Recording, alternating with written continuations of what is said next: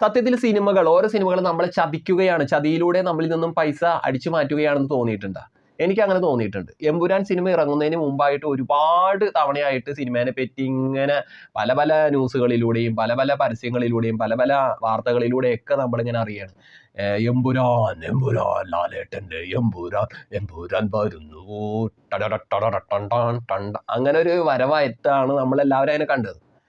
സത്യം പറയാലോ, അതൊക്കെ കേട്ട് കഴിഞ്ഞപ്പോൾ മനസ്സിൽ നിറച്ചു വെച്ചു എമ്പുരാൻ അടിപൊളി പൊളി ആയിരിക്കുമെന്ന്. പക്ഷെ സിനിമ ഇറങ്ങി കണ്ടു കഴിഞ്ഞപ്പോൾ ആ പ്രതീക്ഷകളെയൊക്കെ ഇങ്ങനെ തകർന്ന് തരിപ്പണമാക്കി വീഴ്ത്തുന്ന തരത്തിലുള്ള ഒരു അവതരിപ്പിക്കലായിരുന്നു പൃഥ്വിരാജ് സുകുമാരൻ എന്ന് പറഞ്ഞിട്ടുള്ള മലയാളത്തിൻ്റെ സിനിമാ നടൻ ഒരുക്കി വെച്ച സിനിമ.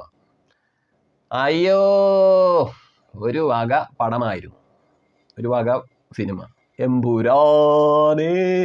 അപ്പൊ ഇവര് ഓവർ ഹൈപ്പ് കൊടുത്തതിലൂടെ ഇവർക്ക് എന്തുണ്ടായിന്ന് വെച്ചാൽ കണ്ടമാനം പണം സമ്പാദിക്കാൻ പറ്റി, ഒരുപാട് പണം. അതായത് അഡ്വാൻസ് ബുക്കിങ്ങിലൂടെ ഒക്കെ നല്ലതുപോലെ റെക്കോർഡ് കളക്ഷൻ ഇവർക്ക് നേടാൻ പറ്റി. ആ ഒരു ടൈപ്പ് അത് ഇപ്പം ഞാനത് പറയാൻ കാരണം ഇപ്പം കൂലി സിനിമ കണ്ടു കഴിഞ്ഞപ്പോൾ അത് തന്നെയാണ് എനിക്ക് ഫീൽ ചെയ്തത്. കൂലി ഇറങ്ങുന്നതിന് മുമ്പായിട്ട് ഇതേപോലെയായിരുന്നു.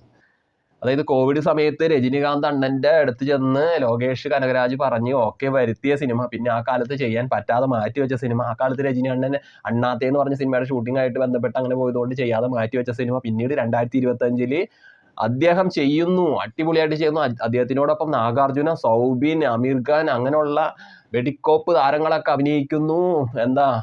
അണിയറയിൽ വമ്പൻ താര പരിവേഷത്തെ ബൂസ്റ്റാക്കി മാറ്റുന്ന അണിയറ പ്രവർത്തകർ നിലനിൽക്കുന്നു. അങ്ങനെയുള്ള വാർത്തകളൊക്കെ ആയിട്ട് നിറഞ്ഞ സിനിമ. പക്ഷെ കണ്ടു കഴിഞ്ഞപ്പോൾ എമ്പുരാൻ സിനിമ കണ്ട അതേപോലത്തെ ഒരു അവസ്ഥ. ഈ ഒരു നനഞ്ഞ പടക്കം പോലെ എന്താ പറയണ, ഇത് പൊട്ടാൻ ചാൻസ് ഇല്ല. ചുമ്മാ അങ്ങനെ കടലാസിലെ പുലികൾ എന്ന് പറഞ്ഞ ഒരു അവസ്ഥയായി പോയി. നമ്മൾ ആദ്യമേ വമ്പൻ വമ്പൻ വമ്പൻ എന്ന് പറഞ്ഞിട്ട് ഇതേ അവസ്ഥ. ഇപ്പൊ ഈ അടുത്ത് കണ്ടതിൽ എനിക്ക് ഇഷ്ടപ്പെട്ട പടം എന്ന് പറഞ്ഞാൽ ഫ്രം സോ, സൂപ്പർ പടമാണ്. വമ്പൻ ഒരു ഹൈപ്പോ ഒരു തേങ്ങയോ മാങ്ങയോ ഒന്നും ഉണ്ടായില്ല. ആ സിനിമ വന്നു, കണ്ടിറങ്ങിയപ്പോഴാണ് എല്ലാവരും പറയണം, ഒരു ചിത്രകഥയിലെ കഥാപാത്രങ്ങൾ ഓർമ്മിപ്പിക്കും വിധം എടുത്തു വെച്ചിരിക്കുന്നു. മനോഹരമായിട്ടുള്ള ചിത്രം, നിറഞ്ഞു ചിരിക്കാൻ പറ്റിയ ചിത്രം. അത്തരം ചിത്രങ്ങളെയാണ് കൂടുതൽ പ്രേക്ഷകർ തേടി പോകുന്നത്. അപ്പൊ ഈ ആക്ഷനോ ക്രൈമോ അങ്ങനെ ഒന്നും വേണ്ടാന്നാണോ എന്ന് ചോദിച്ചാൽ അങ്ങനെയല്ല. ഇപ്പൊ ലോകേഷിന്റെ സിനിമകളെ സ്നേഹിച്ച ഒരുപാട് ജനങ്ങൾ നമ്മുടെ കൂടെയുണ്ട്, സ്നേഹിച്ചുകൊണ്ടിരിക്കുന്ന ഇഷ്ടപ്പെടുന്ന ഒരുപാട് പേരുണ്ട്. അപ്പൊ അങ്ങനെയുള്ളവരൊരു പറ്റിക്കണ പരിപാടിയായി പോയി ഇപ്പൊ ഇറക്കി വെച്ചിട്ടുള്ള ഈ കൂലി. നമ്മൾ സിനിമ കാണാൻ ചെന്നിരിക്കുമ്പോൾ ഇതാണ് കിട്ടുന്ന അവസ്ഥ. അതുപോലെ തന്നെ കണ്ണപ്പ എന്ന് പറഞ്ഞ ലാലേട്ടനൊക്കെ അഭിനയിച്ച പടം, ആ പടം ഇതേപോലെ തന്നെയായിരുന്നു. വരുന്നതിന് മുമ്പായിട്ടും അമ്പൻ ഒരു ഇതായിരുന്നു. അതായത് ബ്രഹ്മാണ്ഡ ഒരു സിനിമയായി മാറുന്ന ഒരു പ്രതീതി തന്നെ ഉളവാക്കിയതാണ്. പക്ഷെ സിനിമ കണ്ടു കഴിഞ്ഞപ്പോഴോ ഒരു കാട്ടപരാധം പിടിച്ച പടം.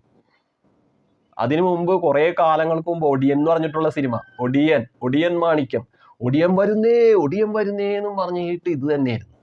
ലാലേട്ടനെ പല ചടങ്ങുകളിലും കൊണ്ടുവരുന്നു, ലാലേട്ടനെ മേക്ക് ഓവറിൽ മാറ്റങ്ങൾ വരുത്തുന്നു, ലാലേട്ടനെ അവതരിപ്പിക്കുന്നതിലുള്ള ഒരു വിശേഷണമായിട്ടുള്ള ഒരു കഥാപാത്രമാക്കി മാറ്റുന്നു.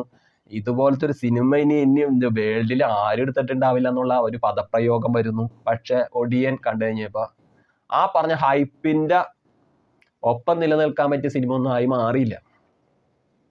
പണ്ട് കാലത്തൊക്കെ സ്റ്റീഫൻ സ്പിൽബർഗ് ഒക്കെ എടുത്തു വെച്ചിട്ടുള്ള പടങ്ങളൊക്കെ ഒന്ന് കണ്ടു നോക്കണവര്. അങ്ങനെ ഒരു ഹൈപ്പും കൊടുക്കാതെയാണ് ആ കാലത്തൊക്കെ സിനിമ എടുത്തിട്ടുള്ളത്. അപ്പൊ ആ സിനിമ ഇന്നും പുതുതലമുറ വരെ ഇപ്പോഴും ഇഷ്ടത്തോടുകൂടി കാണുകയാണ്.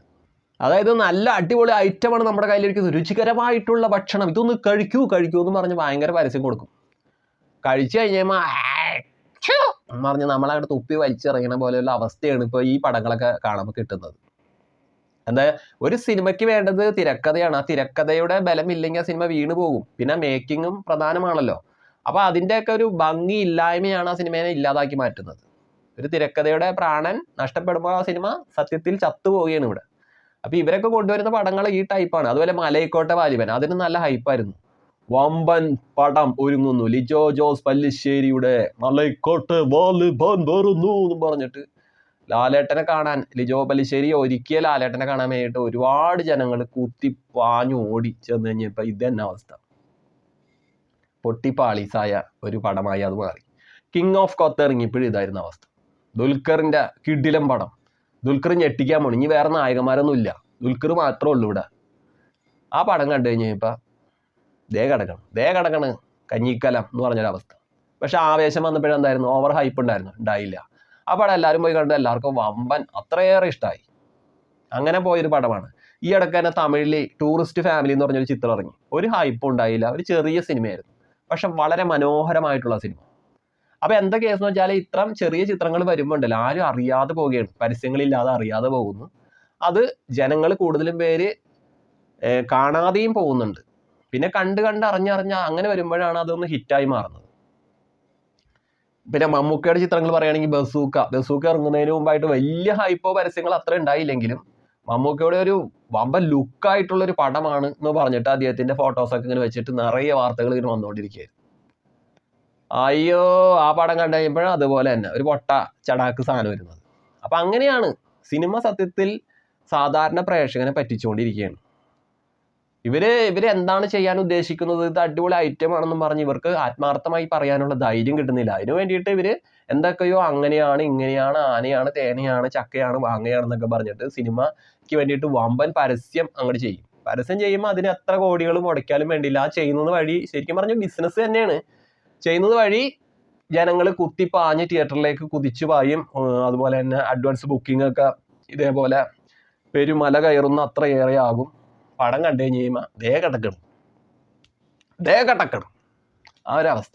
അപ്പോൾ ഈ വിഷയത്തെക്കുറിച്ച് എന്താണ് പ്രിയപ്പെട്ടവരെ നിങ്ങൾക്കുള്ള അഭിപ്രായം എന്താണെന്ന് വെച്ചാൽ അത് കമൻറ്റുകളായി അറിയിക്കൂ. Okay, Tata, bye bye.